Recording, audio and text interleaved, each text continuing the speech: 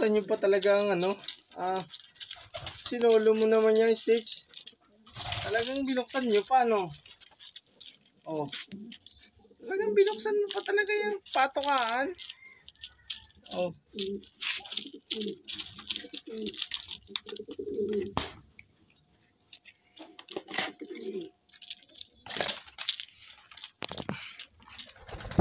Saan ka talaga, no?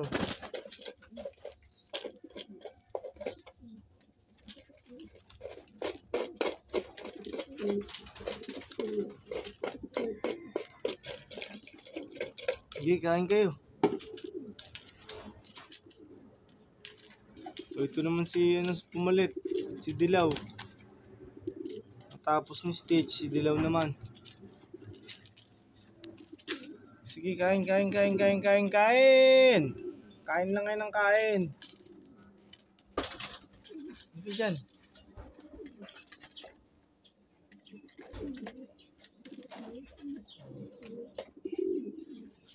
Sige, kain kayo. Yan.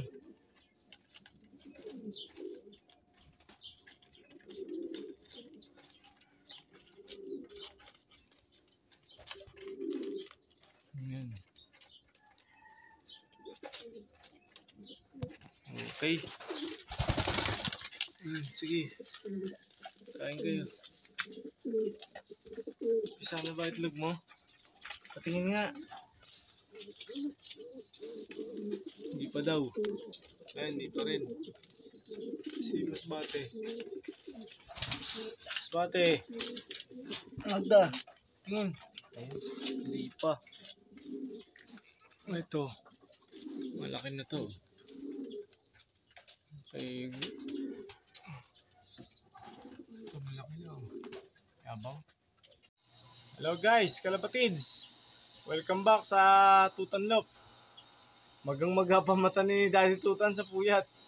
Pero ito, andito na naman tayo sa sa loob para patukain sila. Napatuka ko na nga pala sila.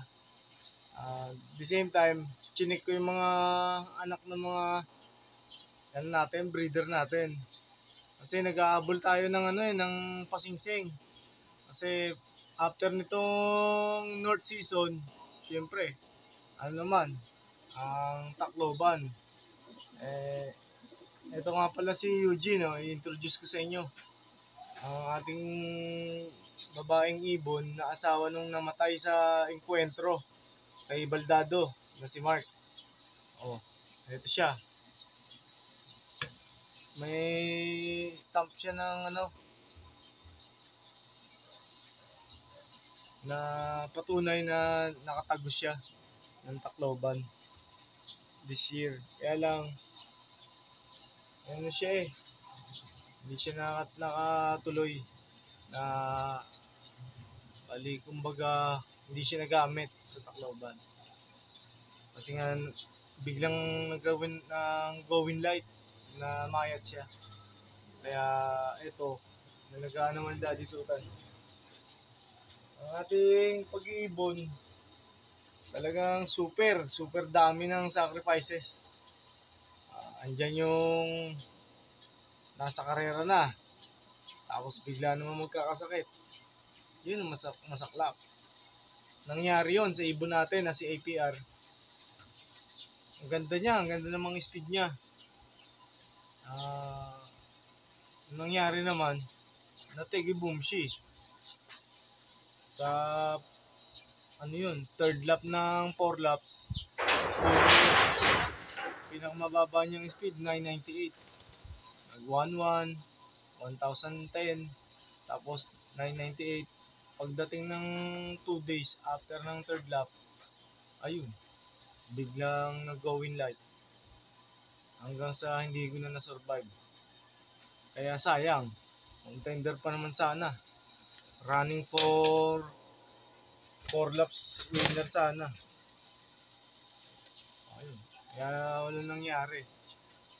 Ito ang ating pag-iibon, talagang super dami ng sacrifices talaga.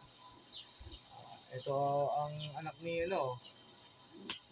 dapat hindi ako magsisingsing ng magkapatid sa karera. Ayan, siningsingan ko sila ng parehas CFL. Ayan.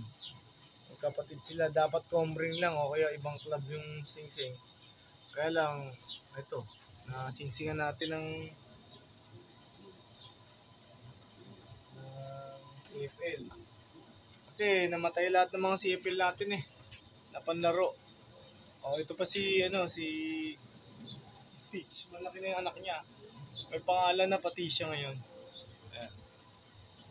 Siya si Velvet. Kulay niya ay Velvet. Velvet checkered. Kaya Velvet na pangalan niya. Anak siya ni Sablon at ni Stitch. Isang Stitch about. Ito. Naka CFL banded na rin siya.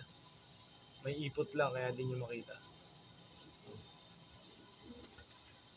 Ayan siya.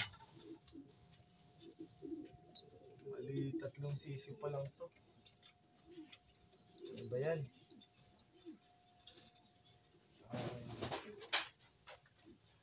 Ito guys, thank you so much sa pagsuporta sa Tutanlop. Kung maganda ang ating views, at sana tuloy-tuloy po. Namamaga pa mata ng daddy. Kakapuyat sa tindahan. Anyway, kasama sa buhay namin yun sa everyday. Asikaso namin tindahan. Plus, syempre, kailangan namin kumita para sa renta, para sa pagkain nila. Pagkain syempre namin, mamitutan at ang anak namin. Tapos ito, kailangan pa nila ng vitamins. Marami na namang singkit dito sa loob natin. Marami namang singkit. Gagawin natin. Talagang gano'n. Kailangan natin ng grind. Anyways, thank you so much sa ating pagkakataon na andito tayo sa channel na to. Andito kayo. Ayan. Ito natin yan, ganyan kaluwag sila ngayon dahil marami talagang casualty. Malungkot man. Kailangan, fight lang ng fight kami. Kasi meron kami nangangarap. Nangangarap lang po kami ng nangangarap dahil libre yan. Okay? Thank you guys. Keep supporting our channel. Mabuhay kayong malaya. Kapit lang. At lipad lang para sa pangarap. Thank you po.